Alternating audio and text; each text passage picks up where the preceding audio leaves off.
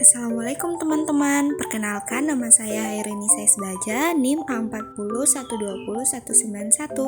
Di sini saya akan membawakan tentang sistem pendidikan di Eropa, khususnya di Inggris. Sistem pendidikan di Inggris terbagi atas 4 bagian utama, yaitu pendidikan dasar, pendidikan menengah, pendidikan lanjut, dan pendidikan tinggi. Semua pelajar di Inggris wajib mengikuti pendidikan dasar dan menengah yang dimulai ketika berumur 5 tahun hingga 16 tahun. Nah, secara singkat, sistem pendidikan dasar di Inggris dibagi menjadi tahapan penting atau key stage sebagai berikut. Kunci tahap 1, 5 hingga 7 tahun. Key stage 2, 7 hingga 11 tahun. Key stage 3, 11 hingga 14 tahun. Key stage 4, 14 hingga 16 tahun.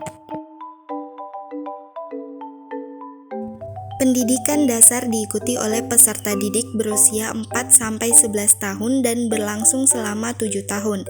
Ada 2 key stage di tingkatan ini, yaitu yang pertama key stage 1 atau 1 tahun pertama dan kedua. Yang kedua key stage 2, 1 tahun ketiga hingga kelima.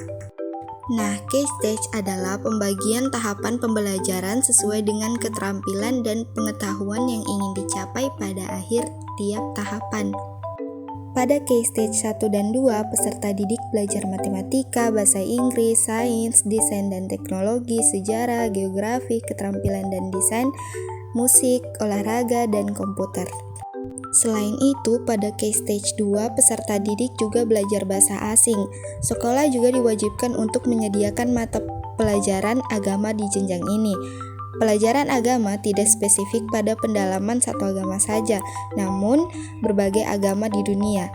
Jika keberatan, orang tua dapat meminta peserta didik untuk tidak mengikuti pembelajaran ini.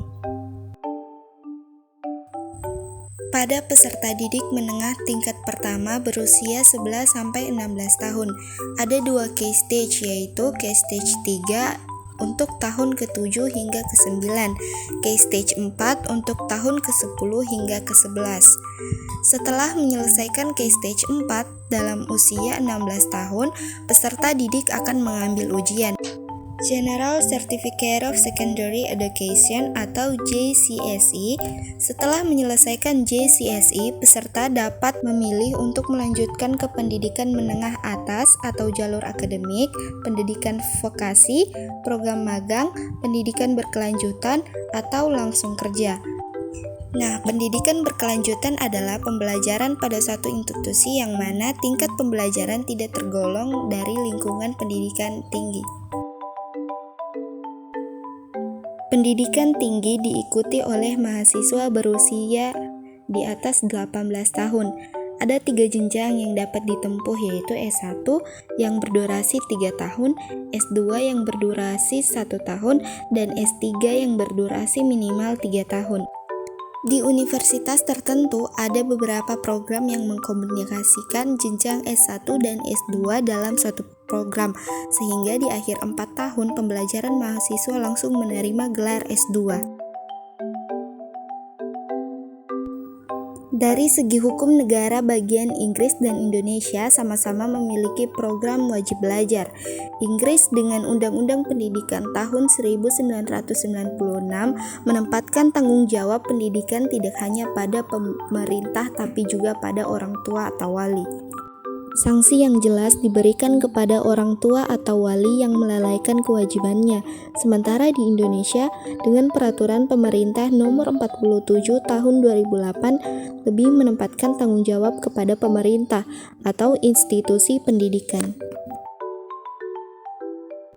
Dari segi jenjang pendidikan, yang menarik untuk dilihat adalah bagaimana negara bagian Inggris telah menempatkan keterampilan praktikal seperti bahasa asing, komputer, dan desain sebagai mata pelajaran yang wajib.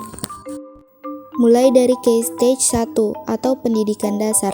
Selain itu, berbeda dengan Indonesia, di mana peserta didik tingkat pendidikan menengah atas dapat memilih jurusan yang ingin didalami. Di negara bagian Inggris, peserta didik dapat memilih mata pelajaran yang ingin didalami. Peserta didik diberikan kebebasan untuk memilih mata pelajaran yang condong ke satu bidang saja. Contohnya, mata pelajaran sains atau menggabungkan mata pelajaran dari bidang yang berbeda. Contohnya, menggabungkan mata pelajaran sains dan sosial. Dari segi tipe sekolah, negara bagian Inggris memiliki tipe-tipe sekolah yang jauh lebih beragam daripada Indonesia, seperti free school, voluntary aid school, dan academy. Hal ini memberikan kesempatan bagi anggota masyarakat atau institusi dalam masyarakat untuk turut berpartisipasi dalam mengembangkan pendidikan yang berkualitas. Yang paling menarik untuk dilihat adalah tipe sekolah akademi. Terlepas dari pro dan kontranya, dengan adanya akademi, pemerintah memberikan kesempatan bagi perusahaan untuk turut berkontribusi aktif dalam hal pengembangan kurikulum di sekolah. Sekian dari saya. Wassalamualaikum warahmatullahi wabarakatuh.